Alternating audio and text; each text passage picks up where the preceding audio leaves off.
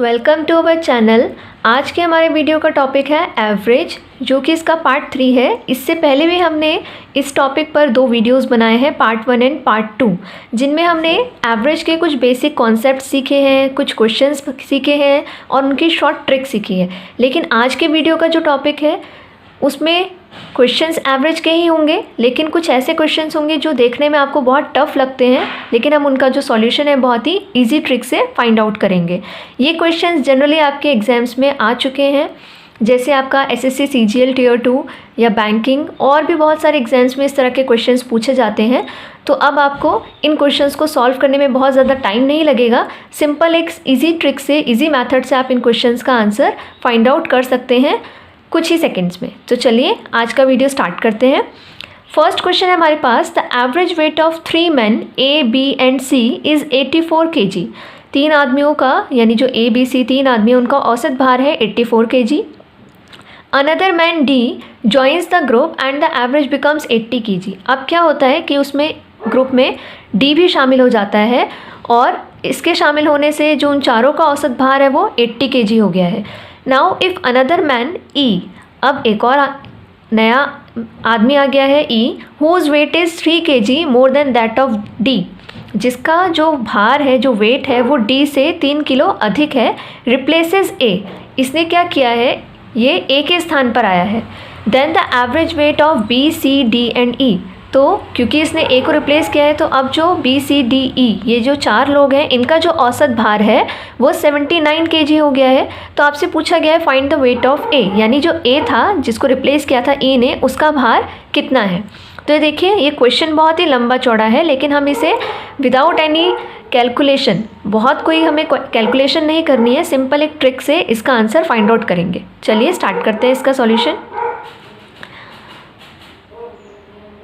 तो देखिए, सबसे पहले तो हम फर्स्ट लाइन पढ़ते हैं, the average weight of 3 men A, B, C is 84 kg। तो 3 लोगों का जो औसत भार है वो है आपके पास 84 kg। इसके बाद क्या होता है, एक और आदमी जुड़ जाता है, D आ जाता है इनके ग्रुप में, तो आदमी हो गए हैं 4 और जिससे एवरेज वेट हो गया है 80 kg। तो पहले 3 लोग थे जिनका औसत भार था 84 kg, लेकिन अब आ गए हैं 4 लोग, तो इनका औसत भार हो गया है 80 kg। तो हम सबसे पहले इनके डिफरेंस फाइंड आउट कर लेंगे। ये वाला जो मेथड था, ये हमने इससे लास्ट वीडियो जो एवरेज का पार्ट 2 था उसमें हमने ये ट्रिक सीखी थी। अगर आप लोगों ने नहीं देखा है वो पार्ट 2, तो आपको उसका लिंक ऊपर स्क्रीन पर आ रहा होगा, आप उसे देख सकते हैं और फिर इस मेथड को समझ सकते हैं। तो हमें क्या करना है, इस मेथड में इनका डिफरेंस लेना है। अब देखिए, हम हमेशा डिफरेंस नीचे से ऊपर वाले को माइनस करके लेते थे। देखिए यहाँ नीचे नंबर छोटा है और ऊपर नंबर बड़ा है, तो इसलिए इनका जो डिफरेंस आएगा वो आएगा -4। 4 में से 3 जाएगा तो इनका डिफरेंस आएगा 1। तो इस वाले नंबर को इस डिफरेंस से मल्टीप्लाई करके लिखते हैं, प्लस इस वाले नंबर को इसके डिफरेंस से मल्टीप्लाई करके लिखा जाता है। तो यहाँ से जो आपका जो वेट आएगा वो आएगा D का, क्योंकि जो 4th पर्सन था वो D ही था, तो D का वेट कितना आ जाएगा, -12 + 80, यानी कि वो आ गया है 68 kg। तो ये हो गया आपका D का वेट। अब आपसे बोला गया था कि अनदर मैन E, एक और नया आदमी E, जिसका वेट D से 3 किलो अधिक है, वो A के स्थान पर आ जाता है। तो सबसे पहले आपको E का वेट पता करना है। देखिए E का वेट कितना होगा, D का तो आ गया है 68 kg और E का जो है वो D से 3 किलो अधिक है, तो 68 + 3 यानी E का हो गया 71 kg। अब E के आने से देखिए, ये तो था इंक्लूडिंग या एक्सक्लूडिंग वाला मेथड जो हमने लास्ट वीडियो में पढ़ा था, और लास्ट वीडियो में हमने जो तीसरा मेथड पढ़ा था वो रिप्लेसिंग के लिए पढ़ा था। तो अब यहाँ पर E क्या कर रहा है, रिप्लेस कर रहा है A को, तो यहाँ पर हम वो रिप्लेसिंग वाला मेथड यूज़ करेंगे। तो E के आने से औसत में देखिए क्या हो रहा है, कमी आ जा रही है। पहले 4 लोगों का जो औसत था वो था 80 kg, लेकिन जब E आता है और A को रिप्लेस करता है तो औसत कितना हो जाता है, 79, यानी 80 से 79 हो गया है, तो 1 kg की कमी आ गई है। तो कमी आने से क्या होगा, इसका मतलब ये है कि जो जाने वाला व्यक्ति था, यानी जो A था, उसका जो भार होगा वो E से अधिक होगा, तभी तो E के आने से औसत भार में कमी आई होगी। तो इसका मतलब आपको A का वेट निकालना है, तो आप क्या करेंगे, E का आपको पता है 71, प्लस इसके आने से जो औसत भार में कमी आई है उसका इफ़ेक्ट जो चारों लोग थे उन पर पड़ेगा। तो चारों लोगों पर टोटल इफ़ेक्ट कितना पड़ेगा, 4 लोग हैं, 1 किलोग्राम सभी में कम हुआ है, तो 4 × 1 4, और क्योंकि ए का वेट ई से अधिक होगा तो इसलिए हम यहाँ पर इसको प्लस कर रहे हैं। तो 71 + 1 71 + 4 = 75 kg। तो ये हो गया आपका ए का वेट। तो इस तरह से आपने देखा, बहुत ही इजी मेथड से हमने फाइंड आउट कर लिया। हमने कहीं पर भी कोई मल्टीप्लिकेशन नहीं किया है लंबा चौड़ा, ना ही कोई कैलकुलेशन है। सिंपल एक ट्रिक है, बस आपको ध्यान रखना है। तो बहुत ही ईजी ट्रिक से आपका आंसर निकल कर आ गया। अगला क्वेश्चन है हमारे पास, a cricket player has an average score of 30 runs for 42 innings played by him. एक क्रिकेट खिलाड़ी द्वारा खेली गई 42 पारियों का जो औसत है वो है 30 run. If in an inning his highest score exceeds his lowest score bye 100 run. अब इन 42 पारियों में से किसी एक पारी में अधिकतम व अन्य पारी के न्यूनतम रनों के बीच जो अंतर है वो है 100 रनों का। If these 2 innings are excluded, अगर इन दोनों पारियों को हटाकर शेष 40 पारियों का औसत 28 रन है, यानी कि अगर इन दोनों पारियों को हटा दिया जाए तो जो एवरेज है रिमेनिंग 40 इनिंग्स का वो कितना आ रहा है 28 रन्स। तो आपको बताना है कि उसने इन सभी पारियों में जो अधिकतम रन बनाए थे वो कितने बनाए थे। Find his highest score in an inning. तो देखिए इस तरह के क्वेश्चन को कैसे करना है, वही आपका जो मेथड है, जो ट्रिक है, वो लास्ट वीडियो में जो हमने सीखी थी वही यूज़ करेंगे, लेकिन बस इसमें एक स्टेप और आपको एक्स्ट्रा करना है। देखिए क्या करना है। सबसे पहले तो आपको बताया गया है कि जो उसने 42 इनिंग्स खेली हैं, जो 42 पारियों का जो औसत है वो कितना है 30 रन है। तो यहाँ पर आपको क्या करना है, 42 पारियों का जो औसत रन है वो है 30। इसके बाद आपसे बोला गया है यदि इन दोनों पारियों को हटा दिया जाए तो शेष 40 पारियों का जो औसत आता है वो आता है 28 रन। तो 40 जो शेष हैं पारी, उनका जो औसत है वो है 28। यहाँ से आपने डिफरेंस देखा कि इन दोनों का जो डिफरेंस है वो है 2 और यहाँ पर इन दोनों का जो डिफरेंस है वो है 2। इस वाले नंबर को इस डिफरेंस से मल्टीप्लाई करते हैं, इसको इससे मल्टीप्लाई करते हैं, तो यहाँ पर सॉल्व करके जो आपके पास आंसर आया है वो आया है 140। अब क्योंकि हमने 2 पारियाँ नहीं काउंट की हैं इसमें, तो इसलिए जो टोटल रन आए हैं वो कितनी पारियों के आए हैं 2 पारियों के, यानी 2 इनिंग्स के। अब ये 2 इनिंग्स वही हैं जिसमें उसने एक में अधिकतम और एक में न्यूनतम बनाए थे। तो अब आपसे पूछा गया है कि उसने अधिकतम कितने रन बनाए थे, और आपको दिया गया है कि अधिकतम और न्यूनतम जो हाईएस्ट और स्कोर है और जो लोवेस्ट स्कोर है उनके बीच में जो डिफरेंस होना चाहिए वो 100 रन का होना चाहिए। तो देखिए आपको क्या करना है, इस 140 को ऐसे 2 पार्ट्स में ब्रेक करना है कि जिन दोनों नंबर्स का जो डिफरेंस है वो क्या है 100।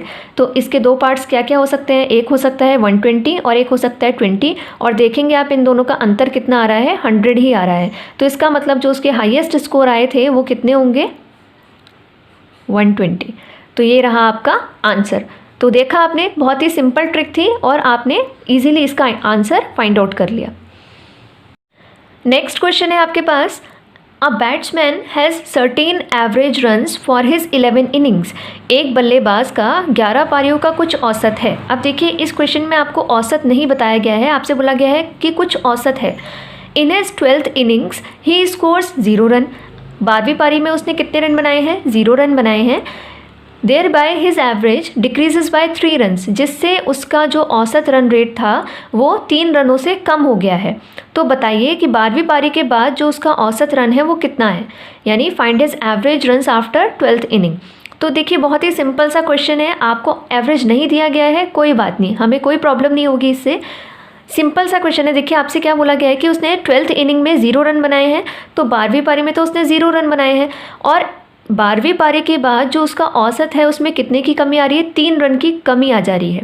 वो कमी आ रही है, इसका मतलब जो उसका एवरेज रन रेट है उसमें 3 रन की कमी आ रही है। तो इसका मतलब इन 3 रनों का जो इफ़ेक्ट होगा, जो इस कमी का इफ़ेक्ट होगा वो सभी 12 पारियों पर पड़ेगा। ये हमने चीज़ लास्ट वीडियो में सीखी थी कि एवरेज में जो भी चेंज आता है उसका इफ़ेक्ट जो होता है वो सभी पर इक्वली पड़ता है। तो यानी कि इन 3 रनों का जो इफ़ेक्ट है, जो कमी है, वो सभी में आई होगी जो उसने अभी तक 11 पारी खेली थी। क्योंकि 12वीं पारी में तो उसने 0 रन बनाए हैं, तो उस पर इसकी कमी अगर आती भी है तो कोई फ़र्क नहीं पड़ेगा। तो इसीलिए हम 12वीं पारी को ना काउंट करके 11 पारियों पर कितना इफ़ेक्ट पड़ा है 11 × 3 33 रन्स का। तो इसका मतलब जो उसका 12 पारियों के बाद जो औसत रन आए होंगे वो कितने आए होंगे 33। तो ये रहा आपका आंसर। बहुत ही सिंपल था, इसमें आपको 12वीं पारी में 0 रन दिए गए थे, इसीलिए हमने उसका इफेक्ट काउंट नहीं किया है, सिर्फ 11 पारियों पर देख लिया है कि 3 रनों की कमी से कितना इफेक्ट पड़ेगा, और इसी से हमें पता चल गया कि हमारा जो औसत है, जो 12 पारियों के बाद जो उसका औसत रन आए हैं वो कितने आए हैं 33। और अगर आपसे पूछा जाता कि 11 पारियों का जो औसत था वो कितना होगा, तो क्योंकि कमी आई थी तो इसका मतलब 3 की कमी आई थी, तो इसका मतलब ये है कि 11 पारियों का औसत कितना रहा होगा 36। तभी तो 3 की कमी आने के बाद 12 पारियों के रन में और जो औसत आया है वो कितना आया है 33। नेक्स्ट क्वेश्चन है आपके पास, द एवरेज सैलरी पर head of all workers of an office is ₹60। किसी कार्यालय के सभी कर्मचारियों की जो औसत आय है वो 60 रुपये है। द एवरेज सैलरी पर हेड ऑफ 12 ऑफिसर्स इज़ ₹400। और इनमें से जो कर्मचारी हैं इनमें से 12 ऑफिसर्स हैं जिनकी जो औसत आय है वो है 400 रुपये। द एवरेज सैलरी पर head of the rest is ₹56। और शेष जो बाकी सभी कर्मचारी बचे हैं उनकी जो औसत आय है वो है 56 रुपीज़। तो आपसे पूछा गया है कि बताइए कि ऑफिस में टोटल कितने वर्कर्स हैं, कि कार्यालय में कुल कितने कर्मचारी हैं। तो देखिए ऐसे क्वेश्चंस में आपको क्या करना है, बहुत ही सिंपल मेथड है, थोड़ा सा नया है आपके लिए। तो देखिए आपको क्या करना है, सबसे पहले तो जो आपको इसमें एवरेज दिए गए हैं उनको ABC करके नोट डाउन कर लीजिए। तो सबसे पहले आपको जो औसत दिया गया है वो है 60, क्योंकि यहाँ पर जो एवरेज सैलरी बताई गई है टोटल वर्कर्स की वो है 60। तो ये हो गया A की वैल्यू। उसके बाद आपको 12 ऑफिसर्स की जो औसत आय दी गई है, जो नेक्स्ट एवरेज दिया गया है वो है 400। तो ये हो गई आपके पास B की वैल्यू। और नेक्स्ट जो आपको दिया गया है शेष सभी कर्मचारियों की जो औसत आय वो हो गई आपकी C की वैल्यू। तो आपने ऑर्डर वाइज ABC इनको मान लिया। अब आपको क्या करना है, जो भी आपसे पूछा गया है, आपसे पूछा गया है टोटल कितने कर्मचारी हैं, तो जो टोटल कर्मचारी, जो टोटल वर्कर्स हैं उनकी जो औसत आय है, जो उनकी एवरेज सैलरी है वो कितनी है 60। तो जो पूछा गया है उसी का आपको एवरेज लेना है पहले। तो आपको टोटल वर्कर्स का नंबर पूछा गया है कि कितने हैं, तो उनका जो एवरेज सैलरी है वो कितनी है 60। तो उसको आपको लिखना है बीच में, तो 60 हमने यहाँ पर लिखा। उसके बाद आपको यहाँ पर क्लॉकवाइज ऑर्डर में B और C की वैल्यू लिखनी है। अगर A यहाँ आया है तो क्लॉकवाइज का मतलब जैसे घड़ी की सुई चलती है तो आपको इधर से इस तरह से घूमते हुए जाना है और A B C को ऑर्डर वाइज लिखना है। तो आपने लिखा 60 A की वैल्यू थी, A के बाद आता है B, तो B की वैल्यू कितनी आई 400, B के बाद आता है C, तो C की वैल्यू आती है यहाँ पर 56। बस आपको इस तरह से लिखना है। और आपको अब क्या करना है, इस बीच वाले नंबर से इन दोनों का डिफरेंस देख लेना है। तो देखिए 60 और 400 के बीच कितने का डिफरेंस है 340 का, और 60 और 56 के बीच कितने का डिफरेंस है 4 का। अब आपको क्या करना है, ये जो दोनों डिफरेंस आए हैं इन दोनों डिफरेंस को डिवाइड कर दीजिए। 340 को हमने 4 से डिवाइड किया और आपको यहाँ पर 12 ऑफिसर्स जो संख्या दी गई है वर्कर्स की वो दी गई है 12 ऑफिसर्स, तो उससे मल्टीप्लाई कर देना है। तो जब आप यहाँ पर मल्टीप्लाई करेंगे तो आपका आंसर आएगा 1020। लेकिन इसमें हमने ये 12 ऑफिसर्स काउंट नहीं किए हैं। टोटल वर्कर्स की जो वैल्यू आएगी वो उन 12 ऑफिसर्स को प्लस करके आएगी। ये जो ऑफिसर्स आए हैं, ये जो कर्मचारी आए हैं आपके, ये हैं आपके जो शेष थे। तो इसमें 12 लोग और जोड़ देंगे, 12 ऑफिसर्स भी थे, तो टोटल जोड़ने के बाद जो आपका फाइनल आंसर आएगा वो आएगा 1032। तो ये हो गए आपके कुल कर्मचारी। तो देखा आपने, यहाँ पर भी कोई बहुत ज़्यादा कैलकुलेशन नहीं है, बस आपको यहाँ पर इस डिफरेंस को किस तरह से लेना है और किस ऑर्डर में इनको अरेंज करना है वो याद रखना है। नेक्स्ट क्वेश्चन है, in a class there are 75 students and their average marks in an exam is 35। एक कक्षा के 75 छात्रों के जो औसत अंक हैं वो हैं 35। If the average marks of passed students is 55 and the average marks of failed students is 30, यानी कि जो पास होने वाले छात्र हैं उनके औसत अंक हैं 55 तथा फेल होने वाले छात्रों के जो औसत अंक आए हैं वो हैं 30। तो फेल होने वाले छात्रों की संख्या बताइए, find the total number of students who failed. तो यहाँ पर भी आपको वही जो अभी हमने इससे पहले वाले क्वेश्चन में किया था वही मेथड अप्लाई करना है।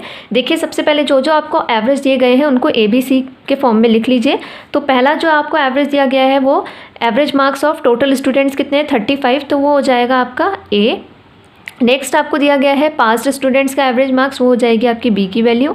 नेक्स्ट आपको फेल्ड स्टूडेंट्स का एवरेज मार्क्स दिए गए हैं, वो हो जाएगी आपकी C की वैल्यू। अब आपको यहाँ पर क्या पूछा गया है, find the total number of students who failed, यानी फेल होने वाले छात्रों की संख्या पूछी गई है।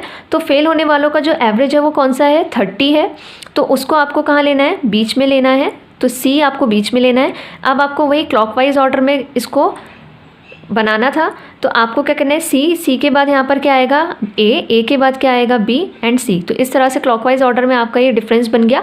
अब आपको बस सी और ए और बी की वैल्यू रखनी है। तो जब आपने वैल्यू रखी 30 में से 35 का जब डिफरेंस देखेंगे तो वो आएगा 5, 30 में से 55 का डिफरेंस देखेंगे तो ये आएगा 25।